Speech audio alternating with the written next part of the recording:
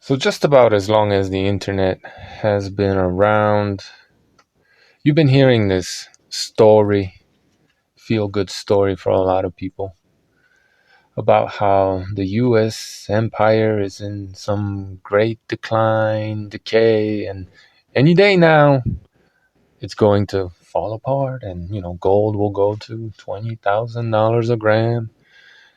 The dollar will die, go away, and blah blah blah blah blah any day now. Speaking of the internet and this sort of rhetoric coinciding with its inception, well, why is that? Well, that's because in 1991, both the internet was invented and the United States became global hegemon, the unipolar.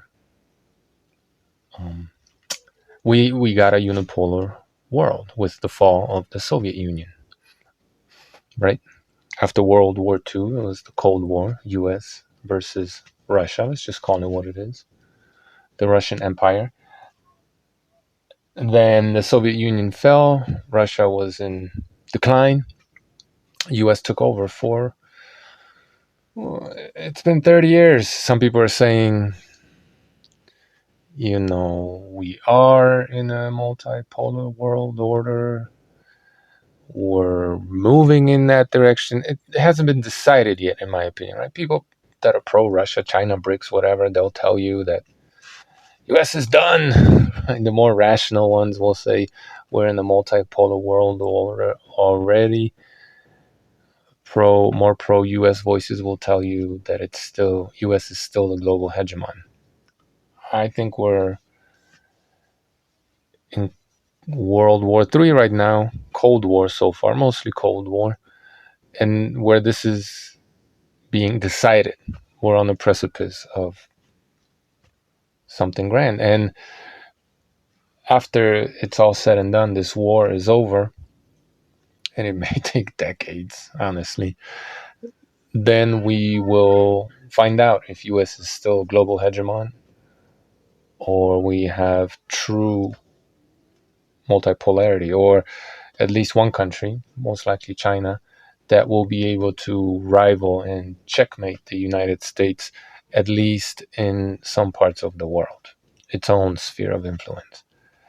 Uh, so far, it looks like US is checkmating China, but maybe we'll get to that in just a second.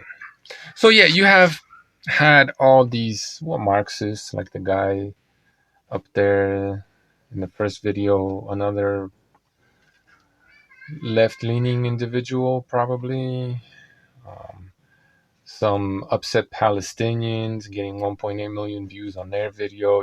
So these these people are motivated by money from various NGOs, think tanks, corporations, wealthy individuals. They're paid to push this sort of narrative, right? Because, well, they're like the multi-millionaire Marxist professor who's supposedly spilling the beans, telling you some great secret. Shout out to Richard Wolff. They're heavily invested in China and so on and so forth, right? Because they're really just capitalists talking nonsense. Anyway, is the United States in decline? And people cite, certain parallels between the United States and some other empires of the past, and they talk about, let's say, moral degeneracy and things of that nature. And if that were an actual valid argument for an empire declining, well, Trump just did away with all of that, right? He put his foot down, and LGBTQ, BLM, and all this other leftist nonsense is dead, right? So how is US still in decline based on that? Haven't we reversed course? No, but the narrative continues, right? Because it's not really based on that. It's just based on feelings and well, it is what it is. Money, uh, interests. People will For example, say something like, well, the average empire had lasted 250 years, and then they'll add on years to the US empire and try to say, oh, it has 50 years left. That's not very scientific, right?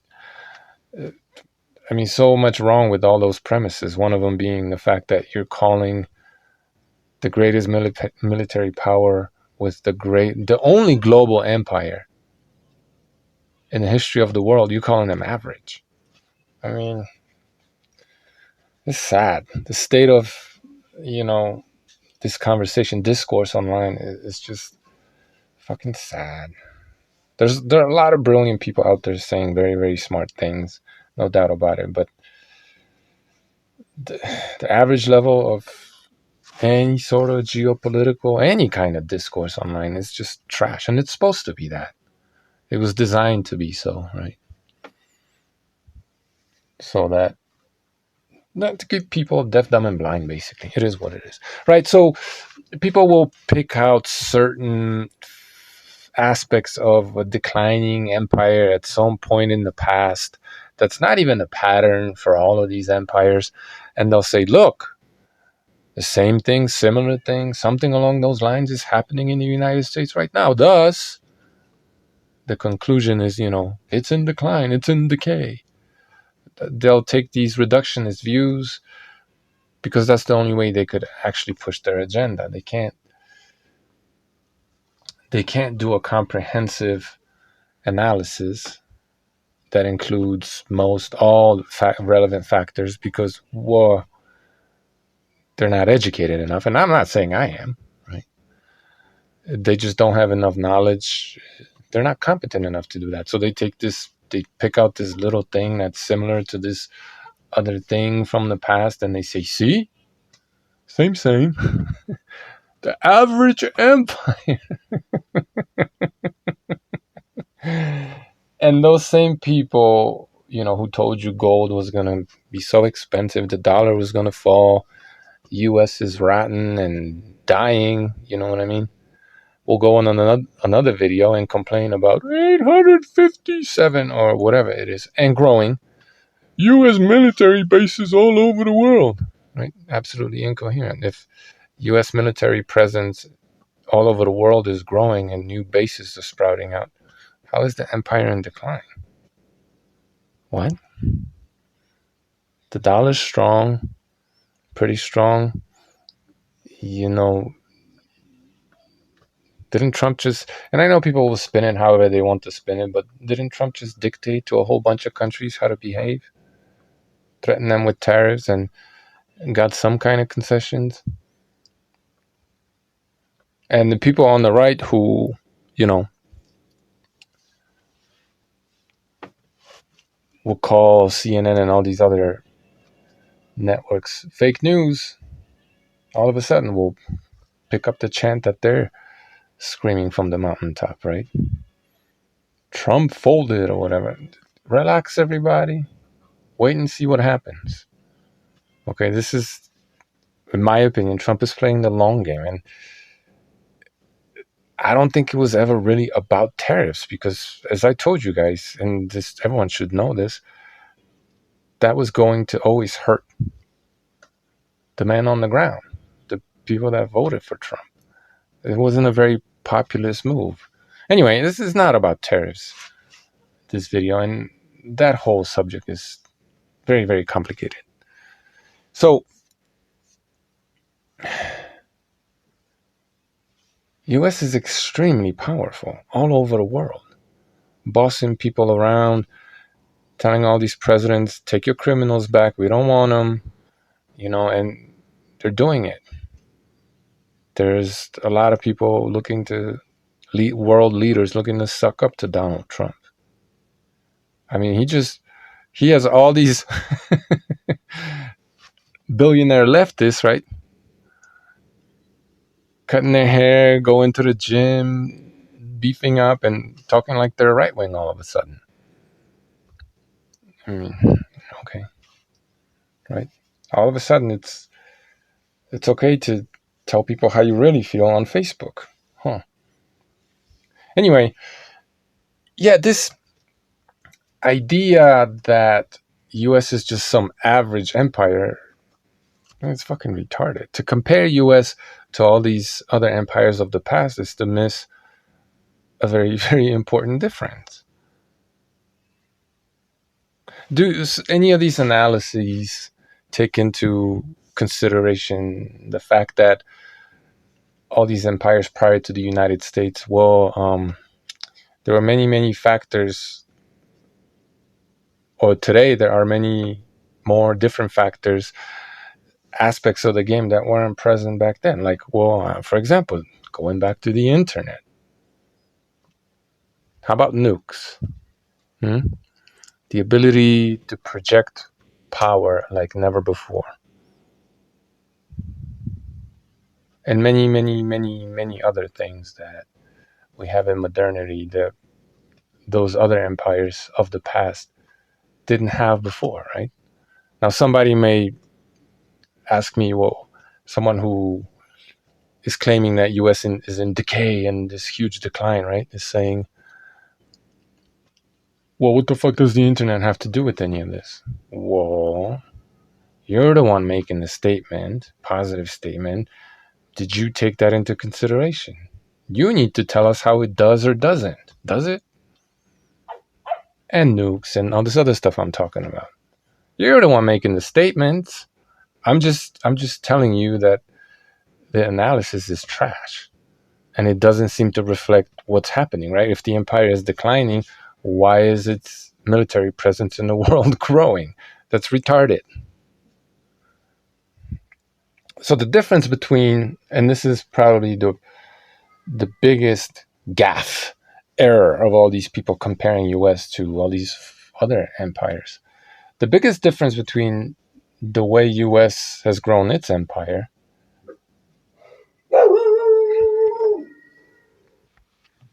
and the empires of the past, or an empire like Russia, for example,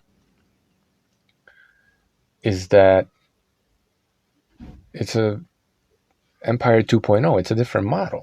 It's not even the same model as all these other empires that failed.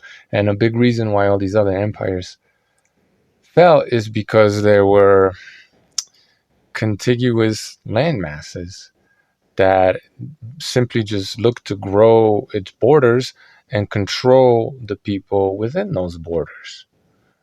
And inevitably, all of these empires grew too big to be, or too quickly to be able to manage all these native populations that they subjugated. Instead of outsourcing the management of these nations, they try to be in control of all of them. And it was always, almost always, primarily a contiguous landmass that just expanded, um, and it was all the same country, if you will, right? The United States model, and Russia dabbled a little bit in this, and it seems to be trying to apply this model now and failing, right? Just look at Syria, the U.S. model, and China is maybe looking to do something similar, is looking to participate in and execute this Empire 2.0 model. It's a model where, well, you build military bases all over the world, but you get the states, nations, countries to want your military bases to be there, right? So they have their own autonomy, at least to some degree. They run their own affairs. Their oligarchies or elites are basically in charge of most of everything. They get to get rich off the back of the people, and they get to run the farm, right? US just goes in and makes a deal. Maybe the deal is, look, we'll provide national defense for you, security, right, to a degree that you could never do yourself. and you let us have a military base or a few of them on your island or wherever you may be, and the ability to do whatever the hell we want with our military. You just let us use you as a base from which we project power, basically. And US has done this all over the world with few maybe notable exceptions like Hawaii or maybe the Virgin Islands or whatever, right? So US is not really in charge of administering local populations. It's not imposing their culture, really. I mean, people want it, they accept it, they they flock to it. But there's a huge benefit, especially if you have all these belligerent neighbors around you like China, right? There's a huge benefit to allowing United States to build military bases in your region and beef up or completely provide all of your security. There are huge benefits to this. So while there's always going to be groups that are going to bitch and moan and cry about US military presence in their country, by and large, majority of the people in those countries, they want the US presence there because it comes with certain benefits, and Pax Americana has been one of them. Look, I'm not saying that there aren't peoples who've been done wrong by the United States, like the people of Gaza, for example. That certainly has happened, and I'm not getting into all the reasons why, because that's a whole nother video and a very, very complex issue. But the reason why it's called American peace is because the United States, with its global hegemony, has been able to afford us, give us uh, the types of peace, relative peace, that this world hadn't seen, at least not in recorded history. So obviously it's not perfect, but I mean, let's just keep it real. Imagine Russia had the military power of the United States, right? It would have already been in Spain, looking to launch an invasion, you know, over the Bering Strait into Alaska. We'd probably already be in Greenland. So, I mean, let's not kid ourselves. If Russia had the ability to project power like the United States, it would have been encircling the United States and, having subjugated and murdered millions of people. I, duh. Anyway, so yeah, there's a lot of, well, just piss poor analysis of this U.S. empire in decline and just a whole bunch of bullshit you've been hearing forever. Now, while it is fair to say that the U.S. empire had declined a little bit from its very, very peak when it was the unipolar power, the one pole of power in the world and didn't have any contenders, well, sure. So, no growth of any empire has been completely linear and always up. It's been more of an up and down trend with mostly up, right? That's so. I mean, if you zoom out enough, you may see that the trend is still up. We don't know. We need to wait and see, right? We need to see how the U.S. because Russia's, you know, and here's another thing: like U.S. is supposedly in decline, it's decaying, it's so weak somehow, and yet using realistically about 1% of its military budget, it's about to defeat Russia, right? A great superpower supposedly, having lost what no soldiers and about 1% of its military budget, maybe if you're lucky. I mean, that's the sign of an empire in decline. Kicking Russia's ass, barely lifting a finger.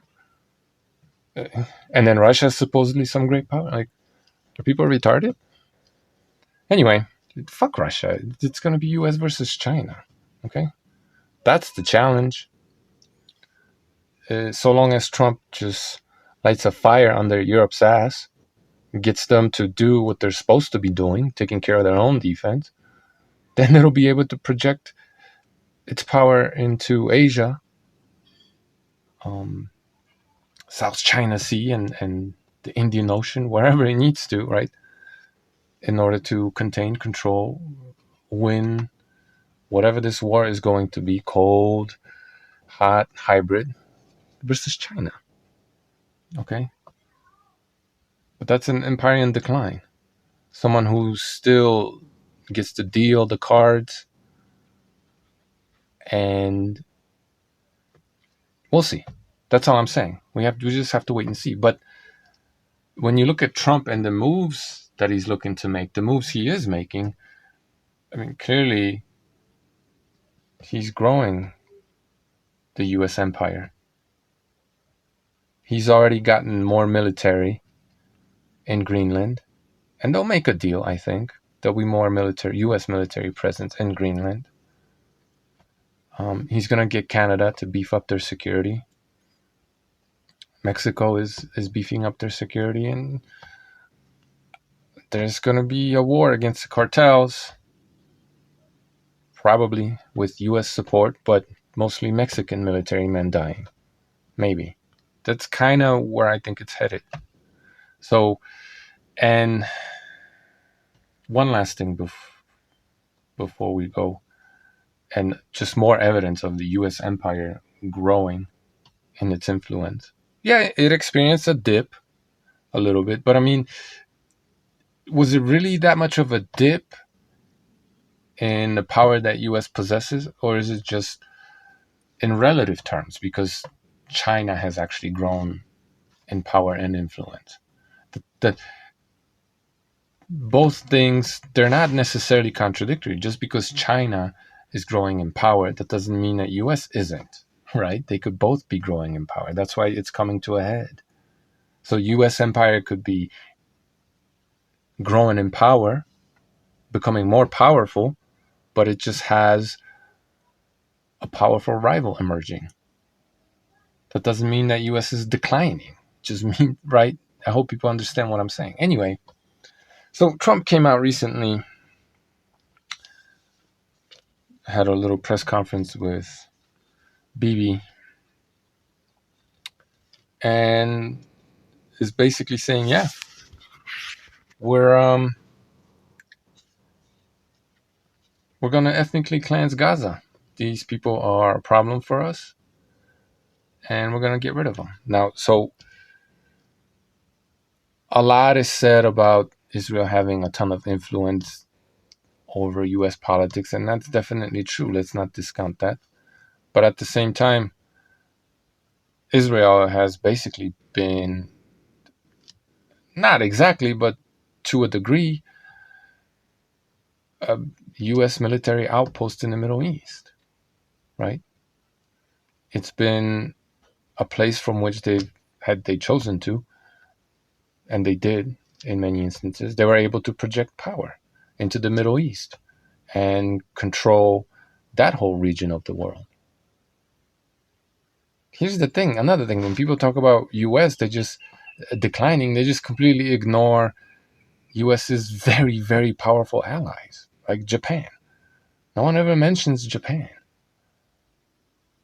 Their economy is, well, not as big as China's, but the third largest economy in the world. And technologically, they're way more advanced than China is. I know China gets a lot of hype, but it's, again, these certain think tanks and corporations, money interests to get you to invest and fear China and all this other shit. Japan is like on a whole nother level when it comes to technology. Just do some research, right? But like, it hardly ever gets a mention. Extremely powerful economically and technologically. Like, yeah, they got demographic issues, but so does China. But they don't have all these internal issues that China has. For example, But like no one ever mentions Japan. Like they're just gonna roll over, right? And let the Chinese do to them what they did to the Chinese. Horrible things. Yeah, right. They know what's up. They know China. There are many, many people in China, Chinese elites, and all the way down to the rank and file that absolutely hate the Japanese, and for good reason. They have every reason to hate the Japanese. And the Japanese know this. So, anyway, Donald Trump basically announced, not in so many words, that they're gonna have a huge military presence in Gaza. So, seems like we'll just call it a cooperation. But if you want to be extreme and maybe blow things out of proportion a little bit, it kind of looks like Israel was fighting this war for U.S. Yeah, for themselves also. Don't get me wrong, but they're allies.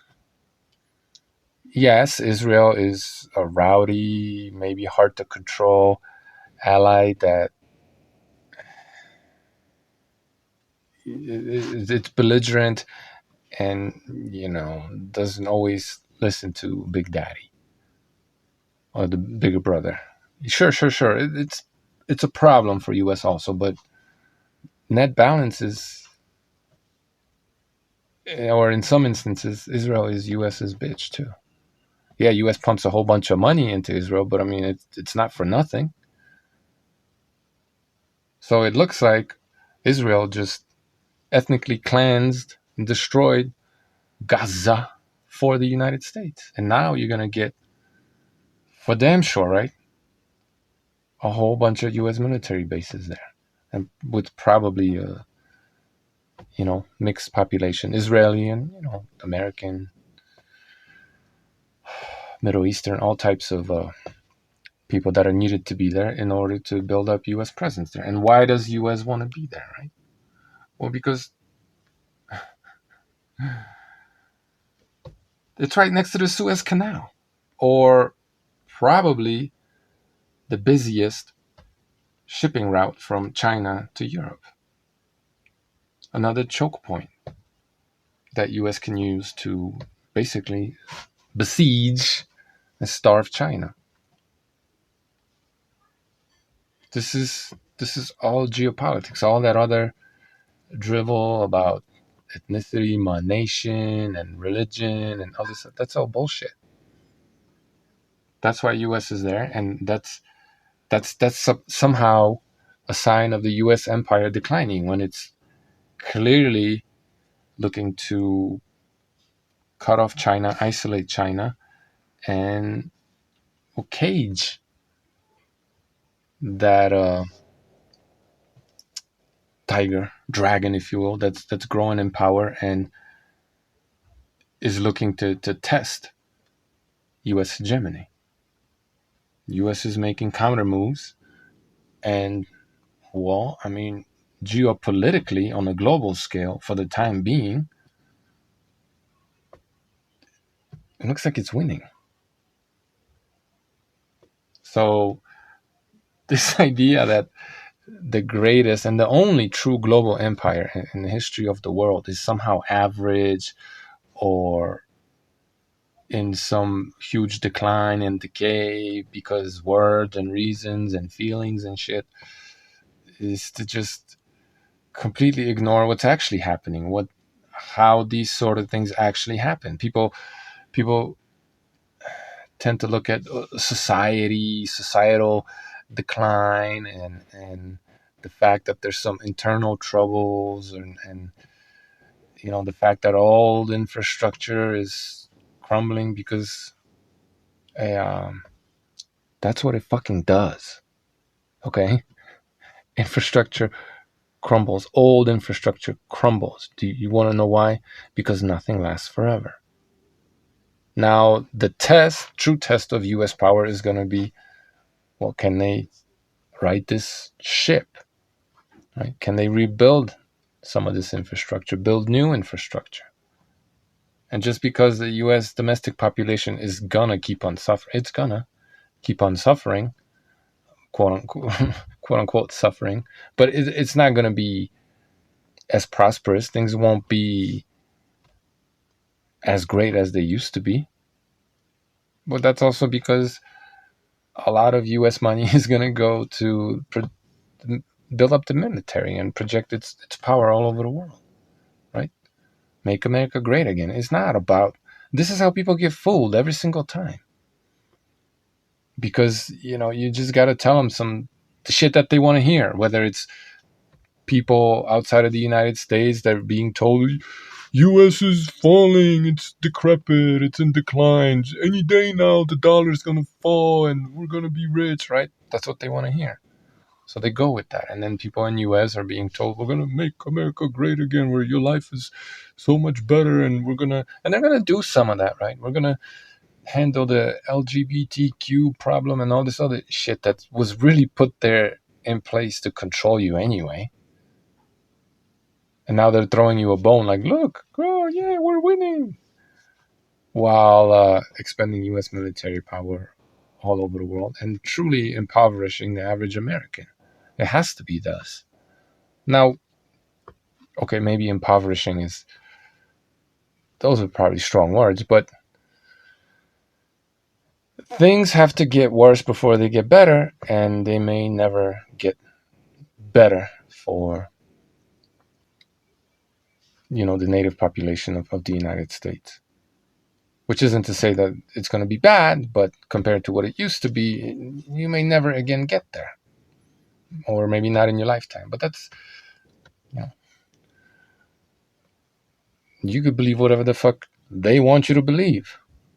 The truth is, well, you just got to zoom out once in a while and look at what's actually happening rather than fall for the fucking narratives that are just put out there for us to bicker about. Oh, no, U.S. is going to control the world. No, U.S. is falling. You're stupid. No, you're stupid. China, number one. China's garbage. Like, the things that have been happening in China are very, very impressive. Okay? Don't get me wrong. But this idea that this country that is more or less the size of Europe, right? People like this Marxist professor, he was comparing, talking about how peaceful of a nation China has been compared to Europe, right? Another one of these narratives you're supposed to fall for because he wants you to love China so that you hype China up, you invest there, and you make him more money. But this idea that China's been this like very peaceful nation because it hadn't attacked its neighbors in so long. Well, it has attacked its neighbors. Completely ignoring the fact that it's an empire that has subjugated like 100 plus different ethnicities.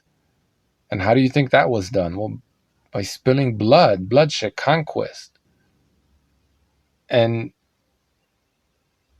this is the problem that China has had internally, and why it's looking to develop this totalitarian control grid so that it could pacify completely, neuter completely its native populations, ethnically cleanse all the people that have different ideas about culture, make China basically a monolith where everybody is controlled with their social credit system and total, absolute total control, so they can finally project their power outwards, because that's what's been keeping China down, internal conflict. It's the fucking, so to say that like, oh, Europe has just been warring so much and China's been so peaceful, it's all bullshit. China's been no less, look at how many people Mao murdered. Okay, so he didn't have the power to go outside of his borders and murder millions out, even though I think he did, but didn't have really the power to project it elsewhere because he had the landmass the size of Europe, with probably more nations than in Europe, to control and subjugate. That's far from fucking peaceful, right? But that's what you're supposed to think, and you're supposed to think that China's somehow benevolent and great and peaceful and all this fucking nonsense, when in reality, in my opinion, if China had the power that the military might that the United States has, and there was no United States to keep it in check, you get to see just how fucking peaceful China is. Insanity. Anyway, yeah, this idea that like US is decaying and dying and in some massive decline and it'll fall any fucking day now. Wake me up when the petrodollar finally dies and gold is, $5 million an ounce. Fucking charlatans.